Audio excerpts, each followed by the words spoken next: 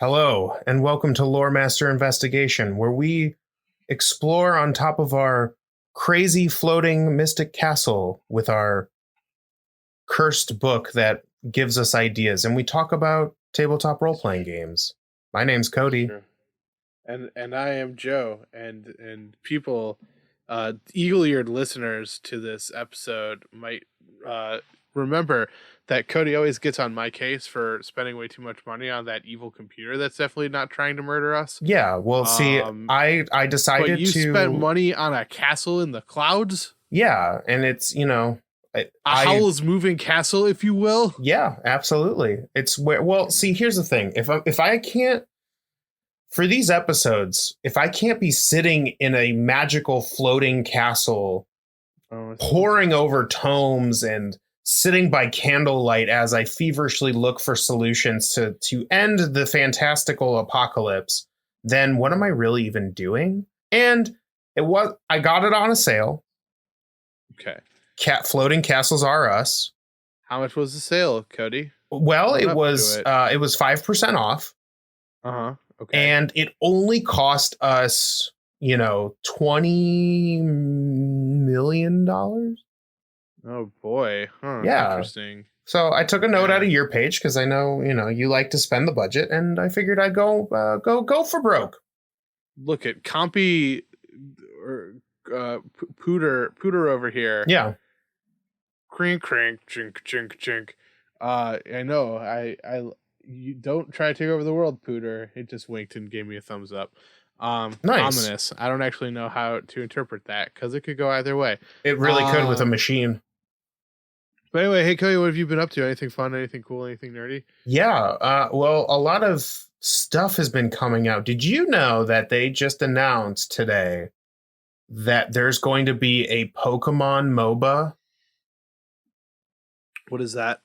A MOBA, I don't remember exactly what MOBA stands for, but it's like League of Legends, Dota, Heroes of the Storm. It's those like action. It's almost like those hero action, like interesting RTS games. Yeah. Yeah, so it's like one of those, but it's with Pokemon. And I'm just imagining all of the angry people, because I used to play League of Legends. I was a fiend for League of Legends way back in the day, like in my early 20s, like ish. And okay. I just remember being like, oh God, like just getting frustrated because you're trying to, it's one of those games where like you need 5 people, and usually a balanced game, you require all 5 people to be good, and not everyone is at your skill level. So there was always that constant like, why isn't the jungler like doing the right thing? Or why is top lane getting killed all the time? So now I'm imagining it in the Pokemon sense, where it's like, Gengar is so OP in the jungle, it's so fucking stupid. Or like, oh my God, our top lane Pikachu is just trash. Like, go home. Like, and it's like so funny to me. That is funny. So it is going to be like multiplayer then? Yeah, it's going to be 5, or it looked like it was a 5v5 multiplayer game where basically there's like 3 lanes, and there are minions that go down each lane. And the goal is to help these minions destroy towers and the defenses all the way up to the core. And so I'm going to betray what little I know about like League of Legends and those styles of games. I think one of the things that would make a Pokemon varietal of that very interesting is the fact that you have such a vast variety of moves and skill types. And so it's like, it would be really interesting if you could like spec out your Charizard for every mission, right? Like, Rock Smash didn't necessarily work out as well as I had hoped in that last mission. Maybe I'll try, like, I don't know, Flamethrower this round. Oh my God. If they could somehow balance that kind of system where it's like, yeah, every game you can spec out your Pokemon with like the TMs that you have or whatever. And like basically just like, it's like, have to earn Yeah, because like in standard Pokemon play, like just because you have a Charizard doesn't mean they just know like flamethrower and stuff. Like there's so many forms of Charizard that you can play in both a mildly competitive and competitive scene. It would actually be super cool to see a game where it's like, well, so I'm going to play tanky Charizard. So like all of my moves kind of center around the fact that like I should be taking a lot of damage, but like regaining health or like mitigating some of that damage during key moments.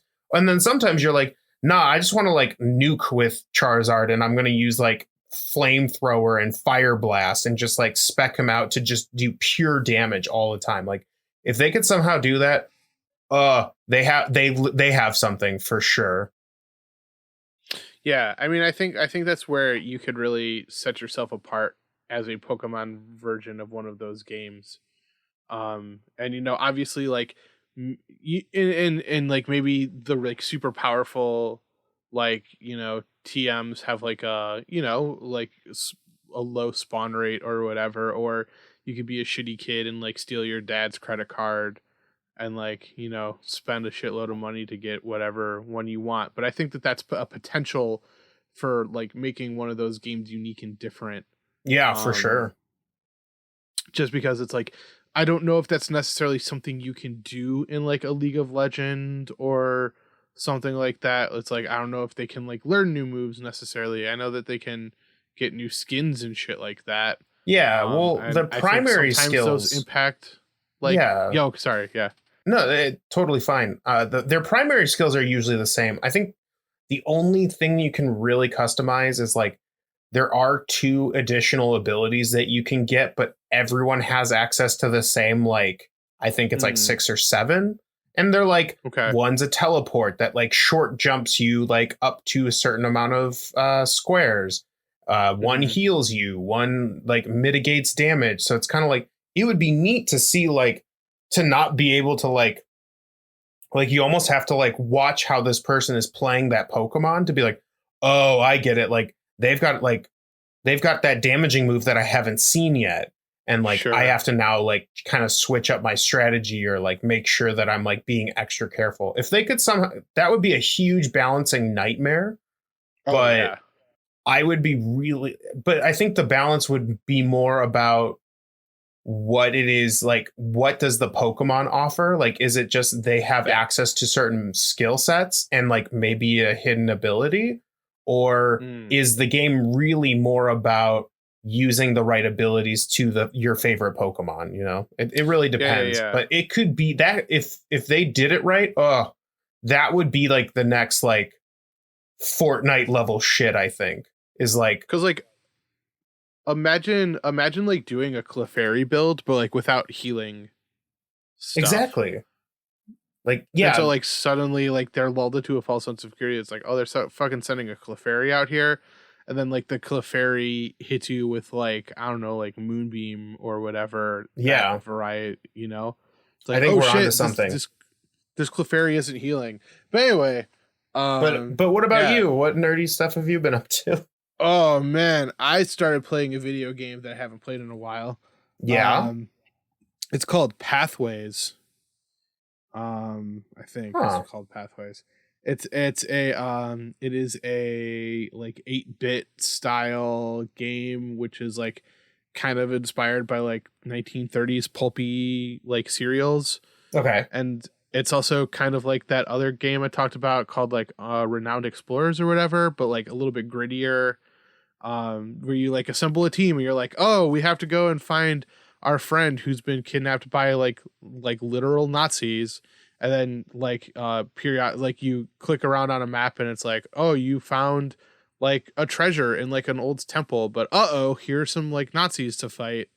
So it's like a combination of like strategy, like RTS and like adventure game, which is kind of cool. Like I said, I only played it a little bit. But wait, you're talking you're talking about Pathway. We did an episode on this in Fandom Roulette. I love this game. Really? Yeah, no, this game's great. It's got like, I mean, I'm on record to say that I have the memory of a goldfish. It was just like, wow, this sounds really familiar. It feels like I've played this. Oh, that game's so good. Yeah. I've been having fun with the little bit of it I've played. Yeah, so. I've done the first 2 adventures, but I've mostly been trying to unlock the new character, like the different characters. Oh yeah.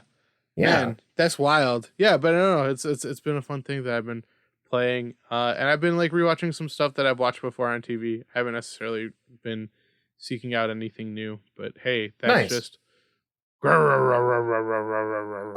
the book. Yeah. Wow. Bookie. Hi, Bookie. Wow. How's it going? We have a live sentient book that's cursed, and we nicknamed it Bookie. Hell yeah, Bookie. No, Bookie and I are chill now. Okay. I give Bookie. I feed him smaller, inferior books. I don't know. That's just kind of like, I feel like that's like naming your dog.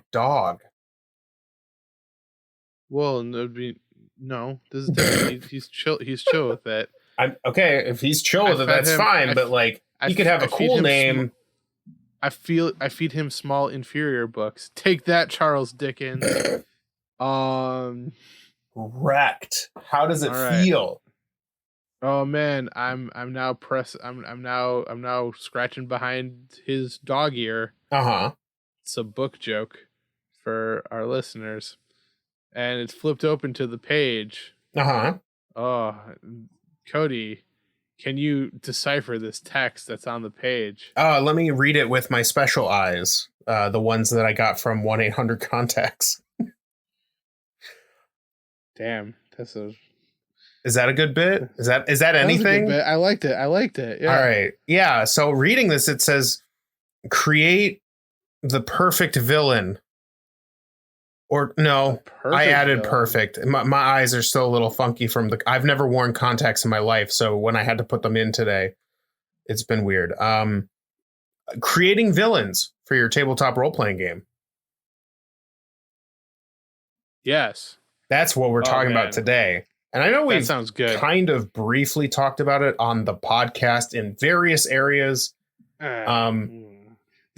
But skip those episodes. Yeah, forget those for the moment. And we're here to talk about some ways to not only just make villains, but I think I've got some here to make your villain into a great villain. A villain, I'll say it. A villain that will be remembered. Take your villain and make him a can. Yeah, those are the words that you said. You are truly, between you and me, audience, you can mute this part. Between you and me, you are a word savant. That's not true. Anyway, a good villain is about as important a role of any story as to the hero, as similar to the hero. And you need a villain. Villains come in all shapes and sizes. What? They might be world-ending threats. They might only be trying to take over a city block. But a good villain is something that can take something from good to great, and for something great to like memorable. So it's no surprise that villains are often fan favorite characters. And so like, yeah, whether they're filled with intense bravado or sinister sneaking or silent terror, a good villain is a crucial key to telling a good story. Yeah, 100%. Without the villain, you really just have a bunch of bumbling murder hobos going around murdering people for what? For money? Turned down for what? Hey, Cody, you want to hit me with a point one? Yeah, sure. So for me, the big thing to remember, like if you grab anything from this episode of LoreMaster's investigation, it's motivation. This is, if you look up how to, like, because when I created this, I kind of wanted to look and see if like I was inadvertently like taking other people's advice or like where I might have learned this stuff from. A lot of this was kind of trial and error, but ultimately, like, motivation is literally what everyone says when writing your own villain or creating your own villain. And it's the same here. You don't want a villain that people just kind of roll their eyes at. Like, they need motivation as to why they do the things they do. oftentimes the most interesting villains are the ones who had a really, really good reason to be bad and take something too far. There's a bajillion different examples of this. And basically, you can also kind of take motivations a step further by trying to match or mirror the parties in a way, so that when the villain does show up and has taken something too far, it's more interesting that they did it for the same reasons that the players did, which may, require you to like kind of pick at their brains a little bit. But motivation is going to turn that goblin who shot the rogue into the goblin that the party remembers for a very long time. Yeah. And so it's interesting because that was also one of my points as well. The motivation matters, although I kind of approach it from a slightly different but similar perspective, I think, which is that it's like not every single villain has to be bent on world domination. 100%. Yeah, that seems like a pretty like rookie mistake, is that everyone's got to be the world dominating type. And so, yeah, I think like what you said, which is like pay attention to what your party values, I think is important, right? Because like, hey, if you're looking at like Dragon Age 2, for instance, like maybe near the end it starts getting a little bit earth threatening, world domination threats or whatever. Sure. But like for the most part, like most of those motivations are like, you are the defender of that city, and all of the threats feel appropriate for that city, right? Like, no one's ever like looking to take over the world necessarily, but so yeah, if they're just trying to keep the city safe, like maybe it's a crime lord who's like flexing their muscles. Maybe you have a party who's just in it for like loot and glory. They're the main villain could be as simple as a rival crew. Exactly. That is like, maybe getting there a little bit faster than them. There are people out there where world domination isn't all that exciting. So, it's one of those deals where you can tell pretty early that you can figure out how big or small their motivation needs to be. So yeah, that's one of mine as well. Motivation is important. Super important. So important, we had to tell you twice. With slightly different angles. Hey, what's your next point? What's your next thought? So the next we vary on these. Yeah, so the next two for me are things that I've had experience with, and in my personal opinion, they turn standard run-of-the-mill villains into these, bigger than the party anticipated, these like jaw-dropping moment villains, right? And the first tip is the long game. And this is my bread and butter. The best way to introduce the party's villain, IMO, in my personal opinion, is to introduce them after the party already hates them. Sometimes just knowing the villain's name and what they've done can be enough to have the players continue to follow them to the depths of the earth. Bonus points if you can slowly reveal just enough information at a time to keep the players interested and anticipating the next bit of information. You can also have them do things that directly affect the players without the players never or ever being there, right? Maybe the villain sends bounty hunters or monsters after the party time and time again, and it's getting to the point where it's frustrating. Maybe they destroy something of importance to them while they're away on an adventure. Maybe their home base gets attacked, and suddenly their cool little hideout that they had is suddenly like on fire when they return, and all of their stuff gone. Maybe destroys, or I just said that. Maybe an important NPC dies because of the villain, right? Maybe the players meet an NPC at some point, and then later they show up and witness that NPC dying to the villain. Either way, making the villain's actions enough to put the party into that sense of like, we need to stop this individual, right? And the reason I like the long game is for two reasons. Mechanically, you never have to worry about the villain dying before the finale.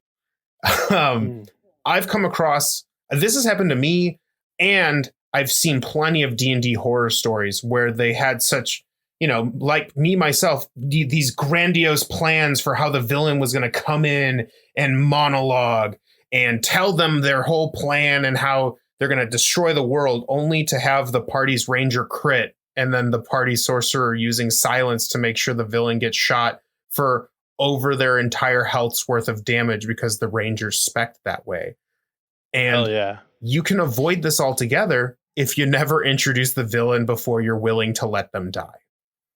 Narratively, leaving your villain in mystery, only revealing bits and pieces of their character, will do something short of like haunting the players. Like the way I've seen it happen is, you introduce a plot lead, right? Like a name, right? And then they they ask around, like, who is this person? Who is this person? And nobody knows. And then when you finally do reveal some information, that's like a hook, right? You got them lined and synced. You just keep feeding them little bits here and there. So I love the long game because it has interesting effects. You just need to balance out, like, making sure that the villain is doing stuff to impact the party in a non-confrontational way to make sure that they are invested in said villain, right? People around them should be suffering to some degree because of that villain. And then when they finally do get that final bit of information, they can go, aha, now we got them. And they can go and they feel powerful when they go in and destroy the villain before they can do their big, master plan of whatever it is they're trying to do. Yeah.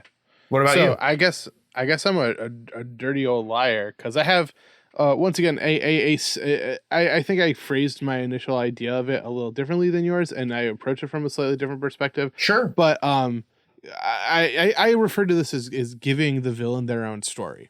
Yeah, I mean, 100%. So it's like, I've often heard, and it's not necessarily something I 100% would agree with, that the best villains see themselves as the hero of the story. It can turn out to be good. Well, I mean, but I guess it's the idea of, it's like, right, it's like, well, Purple Man never saw himself as the villain. Right. In Jessica Jones, right? And I don't, it's potentially a cliche or whatever, but I think that a villain that is simply just a barrier to the hero is not particularly interesting. Just because, if they just randomly pop up and like throw a fireball and light the scarecrow on fire and then disappear, maybe not necessarily as exciting as, like them, fighting really hard to potentially, like, oh, I'm saving the world. I'm just evil. And I think the only way to do it is if I'm the one in charge or whatever. And so I think that one of the best ways to do that is, just kind of having your villain have their own storyline behind the scenes. They're on their own journey. They're on their own pathway and things like that. And I think it's even more interesting to maybe have like the party not even necessarily cross the villain's mind, at the beginning, because they're level 1 nobodies. It's never gonna. And then over time, it's like, wait, who interrupted, my troll riders in the South? Oh my God, those nobodies that like, kind of like busted up one of my like little like guard battalions in the South or whatever. And so I think that like when you're creating a parallel narrative, you're making the villain a full-fledged character instead of just like a prop or a barrier that gets in the party's way. Yeah. So yeah. And then go ahead.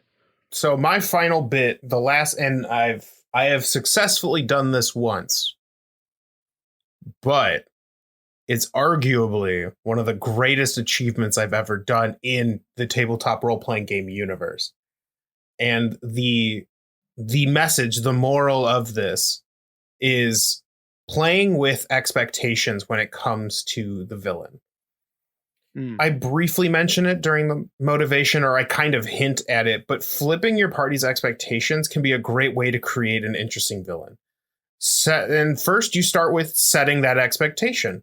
For instance, in our first campaign together, I created a villain for Joe's party that was creating an army that lived in a tower so that he could take over the world. Pretty standard world dominating stuff. Nothing too crazy. Just your everyday villain or everyday supervillain. This information is told by a beloved NPC and is cemented by the fact that the villain's agents keep trying to attack the party. And we do this for a while. After the party's convinced that they understand what's going on, you flip the script. You play with the expectations. So in this case, when the party finally manages to sneak into said tower and talk to the people who live there, they actually find out that there's hardly an army at all, and that the villain, quote unquote, has taken it upon himself to create a community with a lot of social safety nets so that the community is like safe and happy. And they kind of all of a sudden start to realize what's going on. They start to question the expectation. And then after I flipped the script, I continue to push both sides of the story until we hit a breaking point. One of these things has to be true. Is the villain creating an army to conquer the world? Or whatever it is the party learned from being in the tower? And that's when you drop the dramatic reveal at the breaking point. And in our case, it was later revealed that their beloved NPC was actually using the party to stop this quote-unquote villain simply because he did not agree with his methods, and that the enemy combatants were actually hired by the beloved NPC to further cement their belief that this quote-unquote villain that they've been fighting for so long was actually a villain. And the coup de grace, the mic drop, is when it was eventually revealed that the beloved NPC was actually the true villain. Yeah. So, like I said, and it's great when it works. You can't do it every time, or at least to that extent. But it is worth saying, play with the expectations, right? Set the tone. Your party, make sure they understand what's going on, and then change it. I mean, obviously within reason, make it believable in the moment. You can't just change things willy-nilly when you've pre-established lore, but flipping the script. And the example that I like, that like kind of like clicks with me is Ozymandias from The Watchmen. Yeah. He's a great example of a villain who, you kind of just get this idea like, oh, he's a super villain, he's an asshole, whatever. But then the writers of The Watchmen flip that script, and not only is he doing it for a noble cause, but as he's monologuing to the heroes, he then reveals during the monologue, oh, by the way, I did that 30 minutes ago. I'm monologuing because I literally already won. And guess what? And this is spoilers for The Watchmen. The heroes agree. They're like -1, obviously, but they are like, shit, like, yeah, you're an asshole, but like, yeah, the damage is done. We have to kind of follow through with it. So like the villain won. And that's a good example of like playing with the expectations, because we, throughout Watchmen, you don't really, you kind of know that Ozymandias is kind of this weird, like, you learn a little bit about him here and there, but like, they flipped that expectation of like the heroes will eventually get to the villain, and then he'll monologue, and then they'll kick his ass, and then they'll win. Right. So making a good villain and flipping the script and changing the expectations on the party is a great way to make memorable villains and memorable moments with said villain. Agreed. All right, and then my last point. By the way, it was very well done. I was the one who figured it Yes, you were the one who figured out that the villain that you guys were following may have actually not been the villain at all. So yes. Yeah. But yeah, my last one is find the right villainous tone. Because villains vary. Yeah. So like, you have a villain like Sauron who doesn't have a voice. He's just kind of like this ominous overarching presence, and in that case he's very scary, even though you don't even necessarily see him. You see his eye. But every time someone says the word Sauron, like there's almost like a hush that comes over any conversation or things like that. But you also have characters like Doctor Doom or the Emperor who are full of like bravado and unearned arrogance. And then kind of like everywhere in between. So you have villains who, might be soft spoken, but like have these furious fits of anger. You might have villains who turn out to not be villains, or who are like rogue agents or things like that. I tend to like my villains more on the over the top side. Like, the more ridiculous they are, the more I tend to like them. But once again, similar to finding a motivation that works, find the villainous tone that works. So like if you have a party that's like, kind of into like the grit and like, kind of gritty and grimy and things like that, maybe having a character who wears a flamboyant cape and monologues for 15 minutes isn't necessarily going to be the right villainous tone for that particular party. Maybe in that case, you choose someone who's like a jaded ex, government member or soldier or whatever. Conversely, like if it's like a light, fun, breezy, or like, superhero-y thing, and you have a character who's like sitting and like just monologuing about nihilism and things like that, that won't necessarily work either. Honestly, like, I think a thing that's not an unearned criticism of the MCU is that like sometimes their villains are admittedly pretty weak, or sometimes their villains don't necessarily match the tone of the film that is being presented. And I think that's a good example of it. Just like nailing a villain kind of just takes everything to the next level, right? Because like of the movies with like some of the best villains, like, or the most memorable villains, like, you have a character like Killmonger who perfectly matches the tone of Black Panther. Absolutely. And in that sense, like that movie just becomes that much more powerful. And so if you look at that one, the motivation matches what the movie is going for. The tone of the villain matches what they're going for. And also Killmonger has his own parallel story that runs and in many ways is similar to T'Challa. And like, we don't see every step of it. We don't see every aspect of it, but there are some pretty nice little handwave things where it's like, he joined the military to learn how to do insurrection, processes and things like that. Compare that to like a Malekith from Thor: The Dark World. The motivation is that he wants to bring the darkness. Which, arguably is one of the better motivations I've seen, hands down, is simply to bring the darkness. If you use this in any of your tabletop role-playing games, no one will ever roll their eyes at you. Exactly, right? I mean, his tone doesn't necessarily work even only when he says like 5 lines. Sure. Well, because he's like dark and gritty and moody, and like Thor, like the Thor movies were always kind of, and they lean into it heavily in Ragnarok, but like Thor's got kind of haha, I'm an adventurer, like I'm a happy-go-lucky adventurer. Yeah, so it definitely doesn't fit the mood of it. But then again, Thor himself doesn't really fit in like the tone that the MCU has, because most of I disagree with that. Because most of the heroes are like, I'm angry or sad or whatever, or like doom and gloom, and then you have Thor who's running around throwing hammers at people and like having a good time.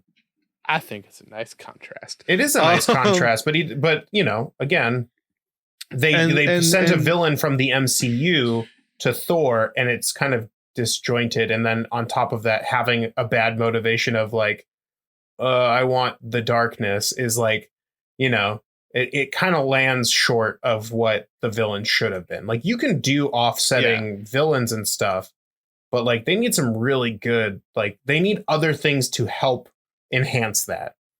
Yeah. So I guess shoot for a Killmonger, not a Malekith. 100%. But yeah, that's what I got. So yeah. Anything else or? I think Bookie is satisfied. Bookie is very satisfied. Bookie very full. Bit. It was cute. Yeah, he went over to his crate in the corner of the floating castle. Yep. Hey, yep, and he'll be hungry again next time. Hey, Cody, if people like this episode, they want to learn more, what are some ways that they could learn more? They can go to our website at www.fandomroulette.com, where all of our episodes go every time they're uploaded to the World Wide Web. And then if you scroll down, there's a little bit of bios about ourselves, our Twitch stream whenever I go live to play video games. And then at the bottom, right above the social media links, is a little, we'll call it a form, where you can fill out your concepts or your topics that you'd like us to talk about for LoreMaster's investigation. Okay, excellent. And if people like this episode, they want to find more episodes, what are some platforms where they can find other episodes of Phantom Roulette or LoreMasters or the other shows that we do? Yeah, we're on iTunes, SoundCloud, Google Play, Spotify, YouTube, and basically all of your RSS podcast catchers. All you got to do is search Fandom Roulette. Heck yeah. And also, if people want to hit us up on social media, what are some places that they can do that? Well, they can hit us up in a few different locations. On Twitter, we are FandomR_podcast. So if you ever have any comments about the things that, you know, maybe suggest your ideas for a fun and interesting villains that we didn't talk about, you can tweet at us at, did I say it already? FandomR_podcast. We said it now. We said it now. And if you're looking to get at us on other platforms, we are on Facebook and Instagram. All you got to do is search Fandom Roulette. Excellent. Also, please remember to like, rate, review, and subscribe. Ring the bell. Smash it. Leave a nice comment. Leave a nice message. Or, you know, leave a mean message, but don't make it mean about us. I mean, just let us know how you feel about the episodes. We'd love to hear from you. And just don't be mean to me, or else I'll stop. You'd be like, I disagree with Joe's point, but he seems like a nice fellow. Like, well, luckily you're not the one reading the comments. I mean, fair enough. Just send it to a friend, move us up those ranks. We appreciate it, and we appreciate you listening, and we'd love for you to join us again next time when we answer yet another question. Signing off for Fandom Roulette, I'm Joe. And I'm Cody. And as always, stay nerdy. Stay super nerdy.